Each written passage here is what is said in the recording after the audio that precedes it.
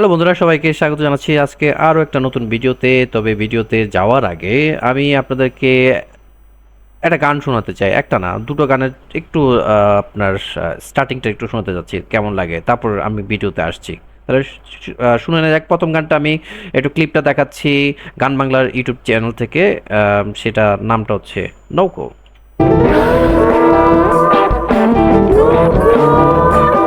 আমি সামনের মাসে তোমায় একটা নৌকা কিনে দেব।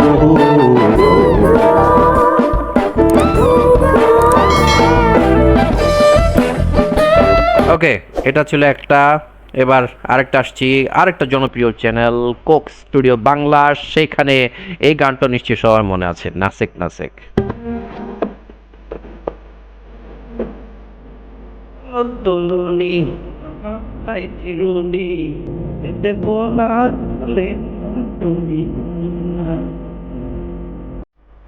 আরেকটা গান আছে, আমি এখন দেখা যাচ্ছি না, এবং কালজয়ী গান, সেটা কি? চুমকি চলেছে একলা পথে। সেই গানটা নিশ্চয়ই মনে আছে।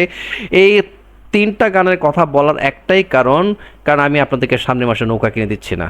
আমার নৌকা কিনে দেওয়ার মতো পয়সা নেই ভাই। আমি শুধু আপনাদেরকে গান শোনানোর জন্য আমন্ত্রণ জানালাম না, তা কিন্তু না, এটা কথা বলার জন্য। এবং সেটা কি, এই যে শিল্পী যাকে নিয়ে কথা বলছি, তিনার নাম পান্থ কানাই। এবং এত কথা বলার কারণ একটা, কারণ তিনি আপনার আমার সবার প্রিয় শাকিব খানের আপকামিং যে মুভি রকস্টার, সেখানে তিনি থাকছেন। কি চমকে গেলেন? এটাই সত্য, চমকে যাওয়ার মতোই কথা। যেহেতু এটা আপনার রকস্টার মুভি, মিউজিক্যাল জার্নি নিয়ে এটা করা হচ্ছে, তো সেই জায়গায় একজন পিওর রকস্টারের কথা আসা উচিত, সেটা আমরা জানি। এরকম হবে, হতে পারে, হওয়াটাই স্বাভাবিক। আমার লাইফের রকস্টার আপনারা সবাই জানেন, আমার কাছে one and only Guru James. তবে ওনার পরে গানের যদি ভরাট কণ্ঠ নিয়ে কাউকে আমি চিন্তা করে থাকি, তিনি কানাইদা। আর আরেকজন আছে, গুরুর মতোই গান করে থাকেন, সজল, নিশ্চয়ই আপনাদের মনে আছে। সো যাই হোক, আমি আমার মূল কথায় চলে আসি। আমি পান্থ কানাইদার থাকছেন, এটা এটা উনি স্বীকার করেছেন, এবং এটার প্রমাণস্বরূপ আমি আপনাদের সামনে নিয়ে এসেছি। ঢাকা মেল পত্রিকা তাদের অনলাইন পোর্টালে আজকের এটা আপনার বিনোদন যে তাদের পাতা আছে, সেখানে সেটা করেছেন। আর সেখানে তিনি বলেছেন যে শাকিব খানের সাথে তিনি থাকছেন তিনার আপকামিং মুভিতে, এবং একটা বিশেষ দৃশ্যে তিনি থাকবেন একজন সিনিয়র আপনার রকস্টারের ভূমিকায়, যেখানে শাকিব খান তার লাইফের কোনো একটা স্ট্রাগল পিরিয়ডে বা কোনো একটা মুভমেন্টে উনি কিছু জায়গায় যেতে চান বা যান, সেখানে তিনি একজন পিওর সিনিয়র রকস্টার হিসেবে থাকেন। নিশ্চয়ই গুরুদক্ষিণী টাইপের কিছু একটা হতে পারে, আম নট শিওর অ্যাবাউট দ্যাট, কারণ এখানে এত কিছু লেখা হয়নি।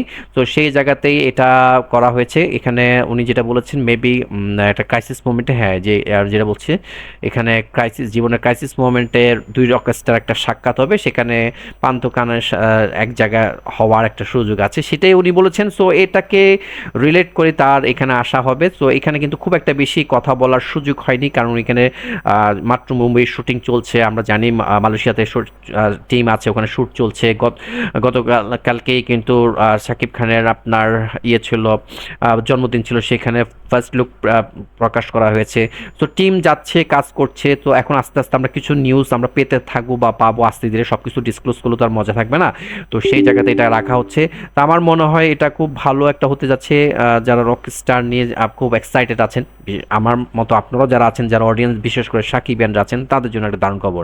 সো পান্থ কানাইদার এই প্রেজেন্সটা কেমন রকস্টারকে আরও একটা লার্জ স্কেল নিবে বা নিতে পারে, সেটা দেখার অপেক্ষায় রইলাম। আমরা কাজ করুক, দোয়া রইল, লটস অফ দোয়াস for Azman Rusho and his team.